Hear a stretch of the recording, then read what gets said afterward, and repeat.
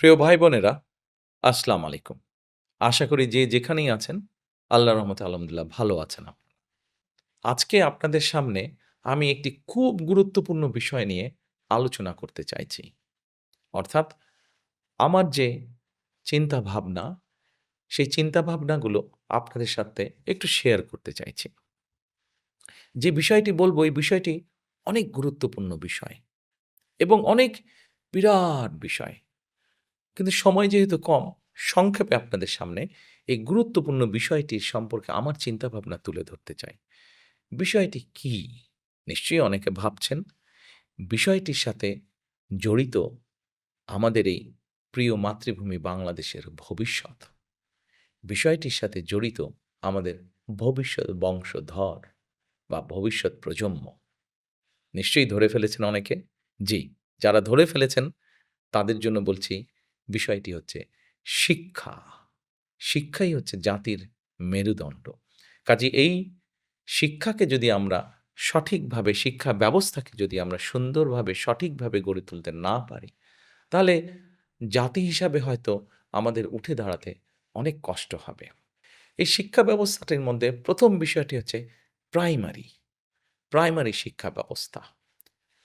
Primary শিক্ষা ব্যবস্থাটাকে আমরা একটু সুন্দর করে গুছিয়ে সাজাতে চাই। দেখুন, আপনি যদি একটি আ ভালো আম গাছ চান, ভালো কোয়ালিটির যদি আঁটি হয়, অর্থাৎ বীজটা যদি ভালো হয়, নিশ্চয়ই তাহলে ফলনটাও ভালো হবে, গাছটাও ভালো হবে। কারেক্ট, ঠিকই ধরতে পেরেছেন আপনারা। আমরা ১ম এ গুরুত্ব দিতে চাই আমাদের শিক্ষা ব্যবস্থার প্রাইমারি স্কুলের যে শিক্ষক আছেন, সেই শিক্ষকদের ট্রেনিং এর উপরে। এই শিক্ষকদেরকে আমরা ট্রেনিং দিতে চাই। যারা শিক্ষক আছেন, তাদেরকে আমরা ট্রেনিং দিয়ে তাদের কোয়ালিটিটা আমরা ইমপ্রুভ করতে চাই। কারণ আমরা মনে করি, শিক্ষক যদি ভালো ট্রেনিং পান, তাহলে অবশ্যই শিক্ষক তার যে শিক্ষার্থী থাকবে, তাকে ভালো করে পড়াতে পারবেন, ভালো করে লেখাপড়া শিখাতে পারবেন। এবং সেই জন্যই আমরা একটি নতুন বিষয় ইন্ট্রোডিউস করতে চাচ্ছি। সেটি হচ্ছে ওয়ান টিচার ওয়ান ট্যাব। আপনারা হয়তো চিন্তা করতে পারেন, জিজ্ঞেস করতে পারেন, ওয়ান টিচার ওয়ান ট্যাবটা কি? বাংলাদেশে খুব সম্ভবত ৩.৫ লক্ষের এরও কিছু বেশি প্রাইমারি শিক্ষক আছেন। সরকারি, বেসরকারি সব মিলিয়ে। আমরা ১ম এ সরকারি প্রাইমারি স্কুল দিয়েই শুরু করতে চাইছি। আমরা এই টিচারদের কাছে ছোট ট্যাব বা কম্পিউটার পৌঁছে দিতে চাচ্ছি ১ম এ। আমরা যদি এই সকল টিচারকে ঢাকা শহরে বা বিভাগীয় শহরে নিয়ে এসে ট্রেনিং দেই, তাহলে দেখা যাবে যে অনেক খরচ হবে রাষ্ট্রের, সময়ও নষ্ট হবে।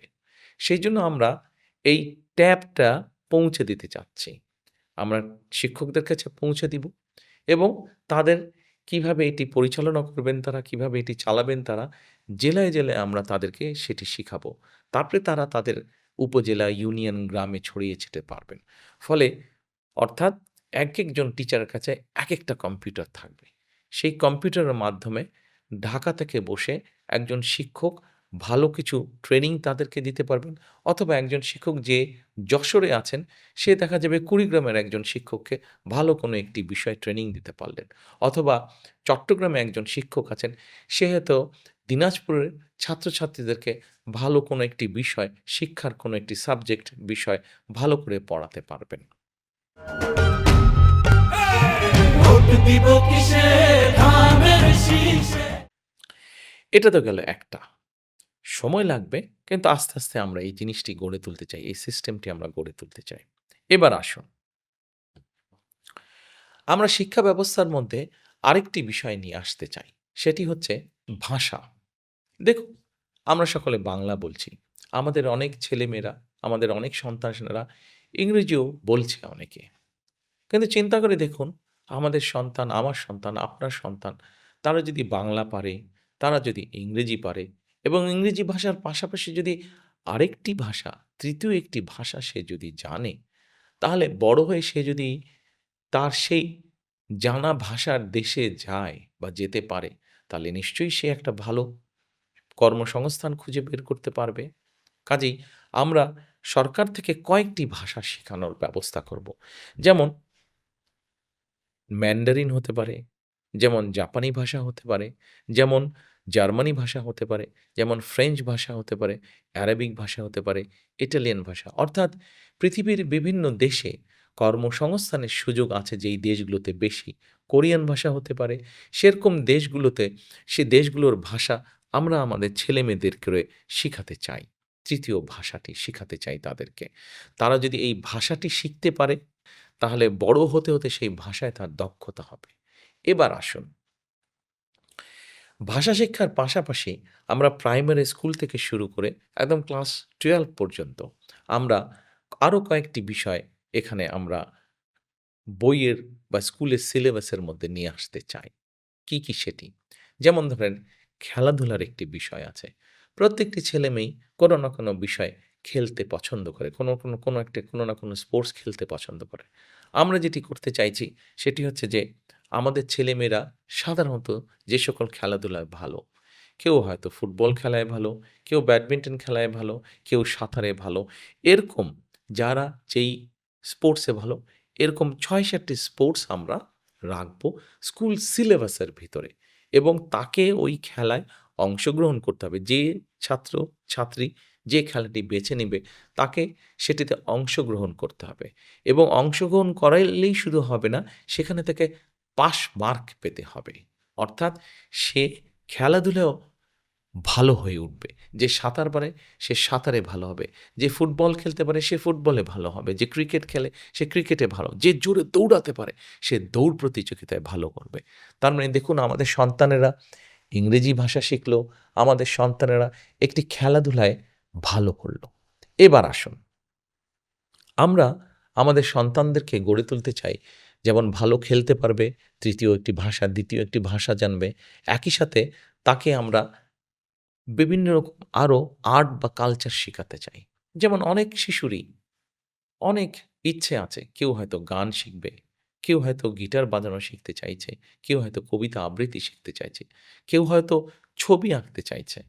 তাকে আমরা সেই সুযোগটি করে দিতে চাই।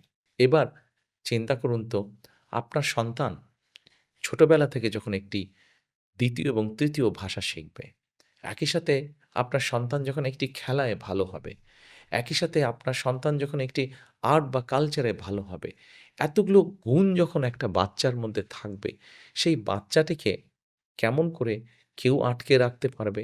সে এই দেশে বাংলাদেশেই থাকুক অথবা সে পৃথিবীর যেকোনো দেশেই যাক না কেন, তাকে কেউ আটকে রাখতে পারবে না। সে তার জীবনকে তার মতন করে সুন্দর করে গড়ে তুলতে পারবে। প্রিয় ভাই-বোনেরা, আপনাদের অনেকের কাছেই হয়তো মনে হতে পারে যে আমি যেই কথাগুলো বলছি আসলে কি এটা সম্ভব? অবশ্যই সম্ভব। পৃথিবীর বহু দেশ তাদের দেশের শিক্ষা ব্যবস্থাকে এভাবে গড়ে তুলেছে। আরেকটি গুরুত্বপূর্ণ বিষয় এখানে আপনাদেরকে আমি উল্লেখ করতে চাই। যে বিষয়গুলো বলেছি সেগুলো তো আমরা করতে চাইছি। পাশাপাশি আমরা প্রাইমারি লেভেল থেকে ক্লাস 9 পর্যন্ত বিভিন্ন টেকনিক্যাল এবং ভোকেশনাল থিওরিটিক্যাল নলেজটা আমরা বাচ্চাদেরকে শেখাতে চাই এবং ক্লাস 9 এর পর থেকে ক্লাস 12 পর্যন্ত তাদেরকে আমরা বিভিন্ন ভোকেশনাল এবং টেকনিক্যাল বিষয় প্র্যাকটিক্যাল নলেজটা আমরা তাদেরকে দিতে চাই। অর্থাৎ একটা বাচ্চা, একটা ছেলে বা একটা মেয়ে যখন ক্লাস 12 পার হয়ে যাবে, তখন তাকে আটকে রাখা অনেক কঠিন হবে। তার মধ্যে অনেক কোয়ালিটি থাকবে, অনেক প্রতিভা থাকবে। যেই প্রতিভার কারণে তাকে কেউ, কোনো দেশ, কোনো জায়গায় কেউ আটকে রাখতে পারবে না। সে তার জীবনকে সুন্দরভাবে গড়ে তুলতে পারবে। প্রিয় ভাই-বোনেরা, আমাদের শিক্ষা ব্যবস্থাকে আমরা কিভাবে গড়ে তুলতে চাই, সেটি আপনাদের সামনে খুব সংক্ষেপে আমি আপনাদের সামনে তুলে ধরলাম। হ্যাঁ, আমাদের এই সুফলটি পেতে একটু সময় লাগবে। কিন্তু আমরা সকলে মিলে যদি চেষ্টা করি, আমরা সকলে মিলে যদি আমাদের আগামী প্রজন্মকে, ভবিষ্যৎ প্রজন্মকে এভাবে বিভিন্ন প্রতিভা দিয়ে গড়ে তুলি, তাহলে আজ না হোক কাল, কাল না হলে পরশু, না হলে তো অবশ্যই তার পরের দিন ইনশাআল্লাহ আমরা একটা অনেক শক্তিশালী, প্রতিভাবান একটি দেশ আমরা গড়ে তুলতে সক্ষম হব। আসুন, আমরা সকলে মিলে যদি চেষ্টা করি, আমরা সকলে মিলে যদি কাজ করি, তাহলে অবশ্যই আমরা আমাদের সেই প্রত্যাশিত বাংলাদেশ গড়ে তুলব। সেজন্যই কিন্তু আমি বলি, করব কাজ, গড়ব দেশ, সবার আগে বাংলাদেশ।